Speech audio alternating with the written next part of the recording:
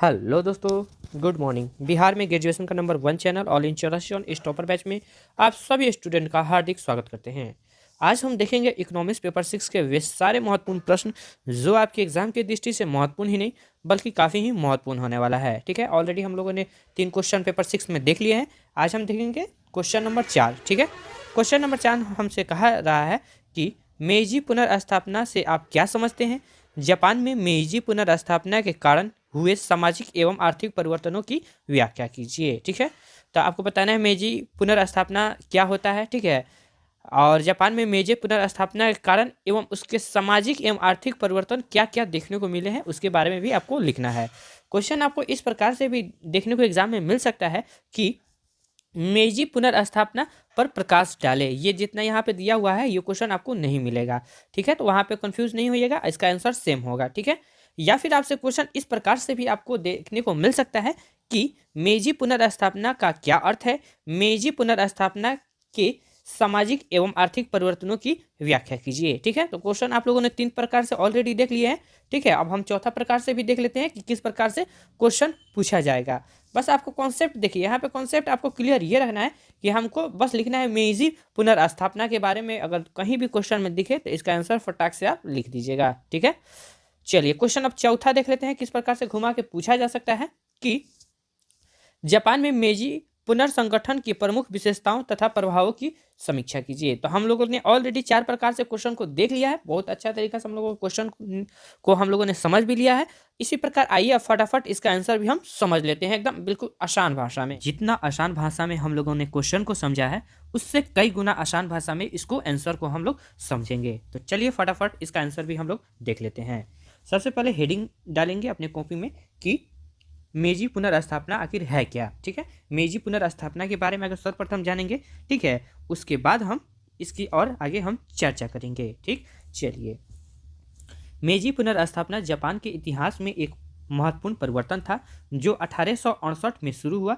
इस समय देश में समुराई वर्ग के प्रभाव वाले टोकुगावा शोगुन शासन का अंत हुआ और सम्राट मेइजी के नेतृत्व में एक नई सरकार की स्थापना हुई। यानी कहने का अर्थ है कि मेइजी पुनर्स्थापना से पहले 1868 से पहले, ठीक है, उस समय हमारे जो उस जापान का जो था, ठीक है, उस समय वहाँ पे कौन सा शासन चल रहा था, तो समुराई वर्ग का प्रभाव था, या आप कह सकते हैं कि वहाँ पे शासन चल रहा था। ठीक है, लेकिन 1868 में एक नया परिवर्तन हमको देखने को मिलता है जिसे हम मेइजी पुनर्संगठन के नाम से भी हम जानते हैं। ठीक है, तो यहाँ तक किसी बच्चे को दिक्कत नहीं होना चाहिए। अब आगे हम बढ़ते हैं।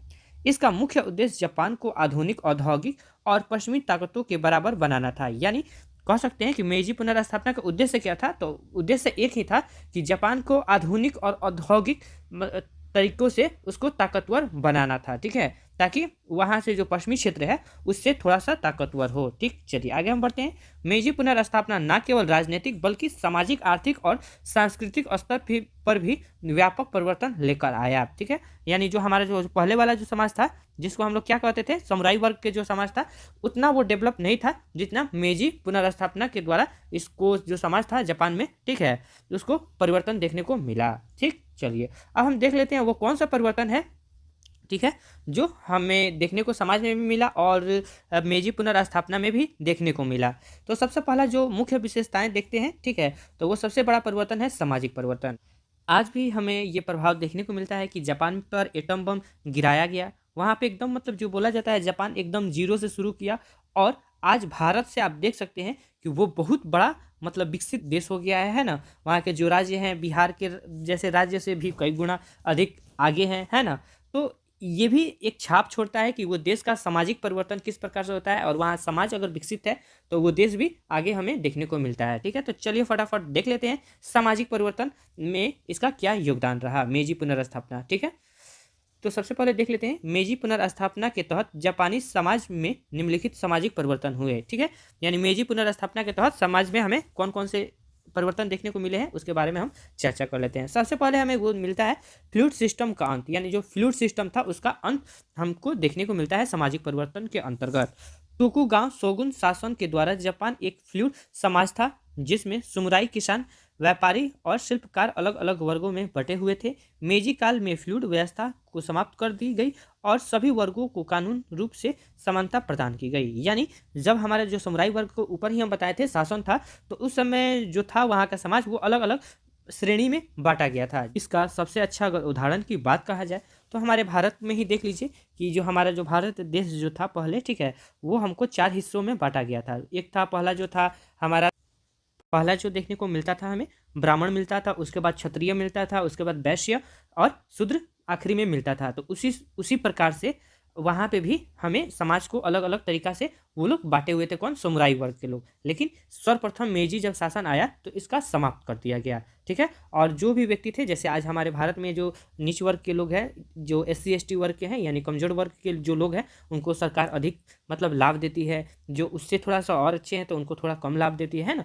तो उस प्रकार से वो कानूनी तरीका से उसको लाभ भी दिया जाता था, जिस प्रकार से अभी भारत में देखने को मिलता है, ठीक है। तो हम लोगों ने बहुत अच्छा तरीका से फ्लूइड सिस्टम भी समझ लिया कि क्या होता है, ठीक है। और ऐसे भी एग्जाम में आपको लिखना है। चलिए आगे हम देखते हैं। अगला जो हमारा मेन है, यहाँ पे देख सकते हैं आप, समुराई वर्ग का पतन। यानी ऑलरेडी आप जानते हैं समुराई वर्ग का पतन हुआ तो ही तो मेजी का पुनर्स्थापना हुआ, ठीक। तो आगे देख लेते हैं समुराई वर्ग का पतन में क्या बताना है आपको। समुराई वर्ग को उनकी विशेष स्थिति से वंचित कर दिया गया, उनकी तलवार रखने और विशेष आर्थिक अधिकारों को समाप्त कर दिया गया। समुराई वर्ग के लोगों को अन्य कार्यों में रोजगार ढूंढने के लिए मजबूर किया गया है। यानी कहने का अर्थ है कि उनको जो ताकत का जो चीज़ था, यानी तलवार था, ठीक है, और उनके पास जो विशेष अधिकार था जिसे वो लोग शासन करते थे, तो उनको वो पूर्ण रूप से समाप्त कर दिया गया, ठीक है। और जो जनरल जैसे जो जात लोग थे, उसी प्रकार से उनको रोजगार करने के लिए या फिर ढूंढने के लिए उनको एकदम पूर्ण रूप से मजबूर कर दिया गया। यानी शासन वाला व्यवस्था जो था समुराई वर्ग का व्यवस्था, एकदम पूर्ण रूप से उसको पतन यानी अंत कर दिया गया। तो समुराई वर्ग का भी हम लोगों ने देख लिया, सामाजिक परिवर्तन में इसका भी काफ़ी बड़ा एक योगदान था, समुराई वर्ग का पतन। आगे हम देखते हैं आधुनिक शिक्षा प्रणाली। यानी ये भी समाज में हमें देखने को परिवर्तन मिलता है मेजी पुनर्स्थापना के कारण। तो आधुनिक शिक्षा प्रणाली में क्या परिवर्तन देखने को मिलता है वो भी हम देख लेते हैं। 1872 में एक राष्ट्रीय शिक्षा प्रणाली लागू की गई, जिसमें लड़के और लड़कियों दोनों को शिक्षा प्राप्त करने का अधिकार दिया गया। इसका उद्देश्य देश में शिक्षित और कुशल कार्यबल तैयार करना था। यानी कहने का जो अर्थ है कि जो 1872 में एक कह सकते हैं कि एक शिक्षा प्रणाली लाया गया, ठीक है, जिसमें लड़के और लड़कियों को दोनों शिक्षा प्राप्त करना एकदम मतलब अधिकार उनका बना दिया गया, ठीक है। और इस अगर जो देश अगर शिक्षित रहेगा, वहाँ वो अगर देश वो शिक्षित रह रहा है तो वहाँ के जो देश का अर्थव्यवस्था है या फिर अगर बात करें विकास की, तो वहाँ पे और देश की अपेक्षा वहाँ पे विकास हमें काफ़ी ही अधिक देखने को मिलता है, ठीक है। तो इसीलिए तो अभी पूरा एकदम जोर शोर से जो है कि एकदम पढ़ाई पे लोग ध्यान दे रहे हैं ना। सरकार भी हमारे कई प्रकार से योजनाएं चला रही हैं ताकि हमारे जो देश के बच्चे हैं वो अच्छा तरीका से पढ़े और अच्छा आगे करें। और एक छोटा सा आपको उदाहरण भी दें तो आपको मनोबल बढ़ाने के लिए आपको सरकार के द्वारा जो लड़की हैं, ठीक है, उनको 50,000 रुपये के सरकार के द्वारा अनुदान भी दिया जाता है कि वो लोग जो पढ़ाई है वो अपना आगे नियंत्रण मतलब कंटिन्यू आगे चलता रहे, मतलब उनका जो है पढ़ाई रुके नहीं, ठीक है। तो उसी प्रकार से ये भी हमको देखने को मिलता है, ठीक है। ये भी एक परिवर्तन मिला हमको मेजी पुनर्स्थापना के तहत, ठीक है। अब आगे हम देख लेते हैं पश्चिमी संस्कृति का प्रभाव। इसका क्या प्रभाव रहा। जापान ने पश्चिमी देशों की पोशाक, खान पान, रहन सहन और तकनीकी ज्ञान को अपनाया। पारंपरिक रीतियों और परंपराओं में बदलाव आया। यानी जो पहले जो था वो उसको बदल दिया गया। तो वो किसके समय था, तो समुराई वर्ग के जो समय था उस समय मतलब जो उनका सामाजिक था मतलब रहन सहन या खान पान आप कह सकते हैं या परंपरा था, वो सारी चीज़ों को बदल दिया गया। और वो कहाँ से लिया गया, तो वो हमें देखने को मिलता है तो वो पश्चिमी देश से वहाँ से लिया गया, ठीक है। चलिए अब हम देखते हैं राष्ट्रीयता का विकास का क्या योगदान रहा। तो राष्ट्रीयता का विकास में देख लेते हैं मेजी काल में एक एकीकृत राष्ट्रीय पहचान विकसित करने पर जोर दिया गया।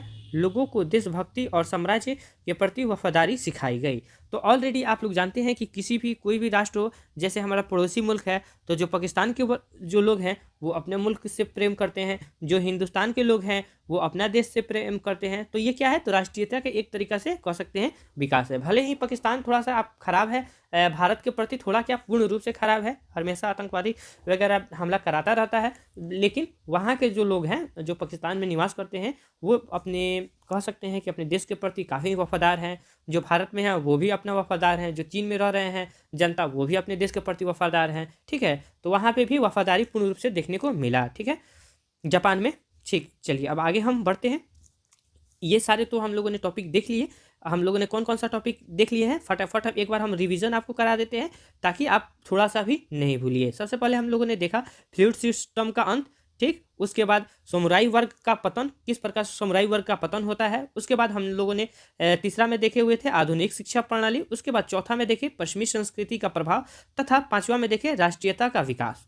ठीक है, अब हम थोड़ा सा और आगे बढ़ लेते हैं कि इसमें यहाँ पे तो ये सामाजिक परिवर्तन था। अब देख लेते हैं आर्थिक परिवर्तन किस प्रकार से हुआ, उसके बारे में थोड़ा सा हम जिक्र कर लेते हैं।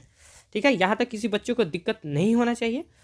ये टॉपर बैच है, जो बच्चे अगर तक नए हैं, ठीक है, और जो टॉपर बैच से जुड़ना चाहते हैं आप इस नंबर पे व्हाट्सअप कॉन्टैक्ट कर सकते हैं और अपनी जो तैयारी को है और बेहतरीन तरीका से बना सकते हैं। क्योंकि बाबू ये आपका लास्ट ईयर है, अगर इसमें आप थोड़ा सा भी अगर मतलब कह सकते हैं तैयारी में अगर किच करते हैं तो आपका रिजल्ट गड़बड़ हो जाएगा। इसलिए अपनी तैयारी को और बेहतरीन बनाने के लिए आज ही हमारे टॉपर बैच से जुड़े और अपनी तैयारी को और नहीं बल्कि काफ़ी ही बेहतरीन बनाइए। ठीक है, सारे बच्चे जो हैं टारगेट रखेंगे कि हमको जो लाना है 85%, 90%, ठीक है, 95% लाना है ताकि आपका जो रिजल्ट है बेहतरीन नहीं बल्कि काफ़ी ही बेहतरीन हो। अगर रिजल्ट अगर अच्छा आता है, इकोनॉमिक्स वाले जितने भी छात्र एवं छात्राएं हैं, अगर आपका रिजल्ट आता है, अगर आप पीजी कर लेते हैं, ठीक है, तो आपका एकदम जॉब जो है आसानी से आपको मिल जाएगा। ठीक है, क्योंकि आप लोगों ने बहुत अच्छा तरीका से पढ़ाई किए हैं तभी तो आपका रिजल्ट बेटर आया है। ठीक है, हम आपको यहाँ पे सारे वो वीवीआई क्वेश्चन करा देंगे और ऑलरेडी हम बता रहे हैं कि जो हमसे बच्चे पढ़ते हैं, ठीक है, या फिर आप हमारे यूट्यूब चैनल पर जाके देख लीजिए या फिर बीए पार्ट 1 में आप लोगों ने पढ़ा था या फिर बीए पार्ट 2 में पढ़े होंगे, तो हम 10 क्वेश्चन आपको बताते हैं, 10 से 12 क्वेश्चन, और आपके एग्जाम में वो सारे प्रश्न आपको देखने को, एग्जाम जो आपको मिलता है एग्जाम में जो प्रश्न, वो सारे प्रश्न हमारे गेस किए हुए क्वेश्चन से आते हैं। ठीक है, 9 से 10 प्रश्न आपको एकदम मतलब श्योर है, अगर 12 क्वेश्चन हम बता रहे हैं तो 9 से 10 प्रश्न अवश्य ही आपको एग्जाम में आएंगे। और आपको एक और बात बताते हैं, 9 से 10 2 क्वेश्चन तो सर का नहीं आया, ये तो बहुत दुख की बात है। जो पढ़ने वाले स्टूडेंट है तो उनके लिए तो काफ़ी चिंता की बात है, तो उनके लिए चिंता करने की कोई बात नहीं है क्योंकि आप टॉपर बैच से जुड़े हैं। आपको वहाँ पे 10 प्रश्न पूछे जाएंगे और आपको कितना प्रश्नों का जवाब देना है, तो मात्र आपको कितना 5 प्रश्नों का ही जवाब देना रहेगा। ठीक है, तो आप लोगों को ऑलरेडी हम इतना तैयारी करा देंगे कि 4 प्रश्न आपको स्टॉक में रहेगा। ठीक है, 32 जो पेज होता है ना, 32 पेज एग्जाम होता है, वो आपको इतना अच्छा तरीका से हम पढ़ा देंगे कि वो 32 पेज आपको 2.5 घंटा में ही पूरा भर दीजिएगा और कहिएगा काश और पेज हमको मिल जाता तो ये भी 2-3 क्वेश्चन को और हम सॉल्व कर देते हैं। ठीक है, तो बातें बहुत हो गई, अब हम थोड़ा सा और हम देख लेते हैं आर्थिक परिवर्तन के बारे में, इसका क्या योगदान रहा। तो आर्थिक परिवर्तन में देख लेते हैं। सबसे पहले इसका डेफिनेशन लिखेंगे कि मेजी पुनर्स्थापना ने समाज की अर्थव्यवस्था को कृषि आधारित से उद्योग आधारित अर्थव्यवस्था में बदल दिया। इसके अंतर्गत निम्नलिखित मुख्य आर्थिक परिवर्तन हुए, यानी कहने का जो अर्थ है कि पहले जो होता था जापान में, ठीक है, मेजी पुनर्स्थापना से पहले तो वो कृषि आधारित मतलब अर्थव्यवस्था थी, लेकिन उसको बाद में जो था वो अब कृषि आधारित नहीं रखा गया, उसे उद्योग आधारित अर्थव्यवस्था रखा गया। और अगर उद्योग आधारित अगर अर्थव्यवस्था अगर रखा जाता है तो वो देश एकदम पूर्ण रूप से आप कह सकते हैं वो देश कभी पिछड़ा हो ही नहीं सकता है। अगर हम बात करें अपने भारतवर्ष की, जो हम जिस देश में रहते हैं, तो वो क्या है, तो हमारा कृषि प्रधान देश है। तो प्रधान देश से मतलब नहीं है, हमारा जो है अगर आगे बढ़ना है तो हमें लग रहा है कि कृषि ठीक है होना चाहिए, लेकिन उद्योग अर्थव्यवस्था पे अधिक फोकस देना चाहिए। वैसे फोकस दिया जा रहा है लेकिन उस मात्रा में नहीं दिया जा रहा है जिस मात्रा में और कंट्री दे रहे हैं। तो इस पर सरकार को भी एक तरीका से आप कह सकते हैं विशेष ध्यान देना चाहिए। और हो सकता है जो बच्चे अगर आगे पढ़ते हैं, ठीक है, और वो सरकारी जॉब लेते हैं, तो अगर वो उनके हाथ में अगर डिपार्टमेंट आता है तो हो सकता है वो लोग परिवर्तन करें। आप ही लोग ही परिवर्तन ला सकते हैं। ठीक है, सबसे पहले चर्चा हम करेंगे, ठीक है, आर्थिक परिवर्तन में कि औद्योगिकीकरण का क्या योगदान रहा। ठीक है, मेजी पुनर्स्थापना के द्वारा। ठीक है, तो मेजी सरकार ने आधुनिक उद्योगों को स्थापित करने पर जोर दिया। जापान में कपड़ा, स्टील, जहाज निर्माण और रेलवे जैसे उद्योग का विकास हुआ। यानी कहने का अर्थ है कि कह सकते हैं कि जो कृषि पर था विकास वो कम दिया गया और उद्योग धंधे पर विकास जो था यानी ध्यान विशेष तरीका से दिया गया। जैसे कपड़ा हुआ, कपड़ा उद्योग हुआ, स्टील फैक्ट्री हुआ है ना, जहाज निर्माण हुआ, रेलवे जैसे उद्योगों पर अधिक ध्यान दिया गया और उसका विकास भी अधिक किया गया और इस तरीका से उसमें हमें आर्थिक परिवर्तन भी देखने को मिलता है मेजी पुनर्स्थापना के अंतर्गत। ठीक है, अब हम और दूसरा देख लेते हैं, जमींदारी प्रथा का अंत। ये भी बहुत अच्छा कानून कह सकते हैं, ठीक है। मेजी पुनर्स्थापना के अंतर्गत इसका भी काफ़ी ही बड़ा योगदान रहा। सरकार ने भूमि सुधार कार्यक्रम लागू किया, जिसमें किसानों को उनकी ज़मीन का मालिक बनाया गया। इसने कृषि उत्पादन में वृद्धि की ओर और किसानों की आय को बढ़ावा दिया। यानी कहने का अर्थ है, जो पहले किसान वर्ग के जो लोग थे, वो भूमि जो था बटैया पे जोतते थे या फिर उसको करते थे, वो सारे व्यवस्थाएं जो थे उसे समाप्त कर दिया गया। और जो जितना आदमी अगर बटैया पे लिया है, सपोज डैट मान लेते हैं, तो उसको उस जमीन को मालिकाना हक दे दिया गया कि अब ये आपका जमीन है और इसे आप अच्छा नहीं बल्कि बहुत अच्छा तरीका से इस पर कृषि कीजिए। और आप कह सकते हैं कि जैसे मान लीजिए, अगर किसी को एक छोटा सा उदाहरण देते हैं, अगर किसी का बाइक आप लेते हैं, तो आप लेते हैं तो कहते हैं कि चल भाई इसको चलते हैं, थोड़ा स्पीड टेस्ट कर लेने। दोनों ब्रेक एक साथ जो होता है मार के, और उसके बाद सेल्फ लगा के देखते हैं कि इसमें गाड़ी में क्या हमको परिवर्तन देखने को मिलता है ना। तो अन्य प्रकार से उसमें रिसर्च करते हैं। लेकिन अगर आपको गाड़ी अगर रहेगा, तो आप उस गाड़ी को जो है एकदम प्यार से यूज कीजिएगा। अगर किक भी मारना रहेगा ना, तो एकदम प्यार से किक मारिएगा। क्यों कि अगर अगर हम कस के किक मारते हैं तो हमारा जो गाड़ी है वो खराब ना हो जाए। तो उसी प्रकार से वहाँ पे भी देखने को मिला, ठीक है, कि अगर आपको ज़मीन दे दिया गया तो उससे ज़मीन को मतलब बहुत अच्छा तरीका से उसको उपजाऊ बनाया गया, ठीक है। क्योंकि अब तो ये हमारा ज़मीन है, और जब किसान बहुत अच्छा तरीका से फसल उगाना शुरू कर दिए, तो उसमें उत्पादन में वृद्धि देखने को मिला। और वो वृद्धि जब देखने को मिला, तो जब कृषि अगर अच्छी होगी तो फसल भी अच्छी होगी, और जब फसल अच्छी होगी तो किसान की क्या होगा, आय में भी वृद्धि हमें देखने को मिलेगा, ठीक है। तो इसका भी काफ़ी बड़ा योगदान रहा। अब चलिए आगे हम देखते हैं कर प्रणाली में सुधार। यानी कर प्रणाली में भी इसमें सुधार किया गया, ताकि यहाँ पे अगर कर प्रणाली अगर सुधार किया गया ताकि वहाँ के लोगों पर बोझ ज़्यादा ना हो, ठीक है। नई कर प्रणाली लागू की गई, जिसमें कृषि कर के स्थान पर आय कर लगाया गया। इससे सरकार को स्थिर राजस्व प्राप्त हुआ। यानी कहने का अर्थ है कि जो पहले कृषि पे जो कर लगाया जाता था, ठीक है, वो अन्य वस्तुओं पर भी लगाना शुरू कर दिया गया, ताकि कृषि पर जो कर था वो एकदम मतलब बोला जाए हल्का कर दिया जाए, एकदम ना के बराबर टैक्स लिया जाए, ठीक है। और लिया भी जाए एकदम ना के बराबर, तो किसान जो थे वो आसानी पूर्वक से ना के बराबर टैक्स लिया जाता था। तो आसानी पूर्वक वो लोग, जो किसान वर्ग के जो लोग थे, वो आसानी पूर्वक से सरकार को टैक्स भी पे कर देते थे। चलिए आधुनिक बैंकिंग प्रणाली, इसका क्या योगदान रहा मेजी पुनर्स्थापना में। तो जापान ने पश्चिमी देशों की बैंकिंग प्रणाली को अपनाया। बैंक ऑफ जापान की स्थापना हुई और मुद्रा प्रणाली में सुधार किया गया। यानी जो बैंकिंग प्रणाली की अगर बात करें, तो वो बैंकिंग प्रणाली हमें कहाँ से देखने को मिलता है, तो वो पश्चिमी देश से देखने को मिलता है। और वहाँ से ही उन्होंने बैंक ऑफ जापान की स्थापना किया कि जो पश्चिमी देश है, हमसे डेवलप देश है, तो क्यों ना वहाँ पे बैंकिंग प्रणाली चल रहा है, तो अपना भी देश में बैंकिंग प्रणाली की स्थापना किया जाए। और जो हमारे मुद्रा में कमी है, ठीक है, उसको बेहतरीन तरीके से, अच्छा तरीके से उसे हम सुधार किया जाए, ठीक है।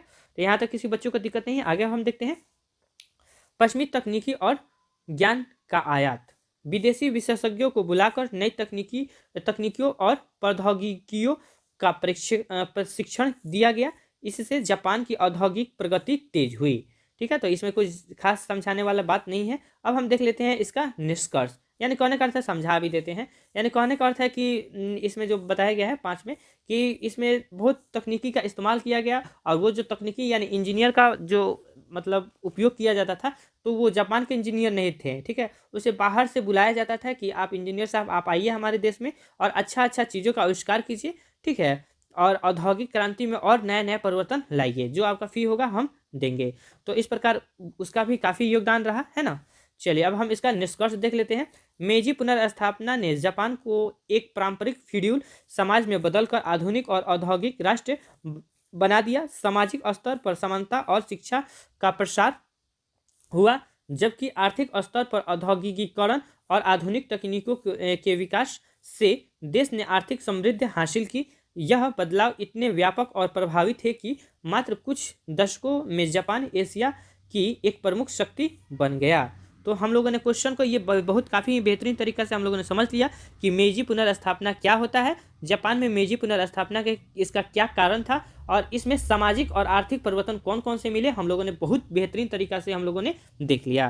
तो एक बार फटाफट हम लोग देख लेते हैं कि हम लोगों ने इस वीडियो में क्या क्या सीखा। तो सर्वप्रथम हम लोगों ने जाना कि मेजी पुनर्स्थापना क्या होता है, ठीक है, उसका क्या इतिहास रहा, उसके बारे में हम लोगों ने देखा। उसके बाद हम लोगों ने सामाजिक परिवर्तन के बारे में देखा। सामाजिक परिवर्तन में भी हम लोगों ने 1-2 टॉपिक नहीं देखे, हम लोगों ने कितना टॉपिक देखे, 5 टॉपिक देखे, ठीक है।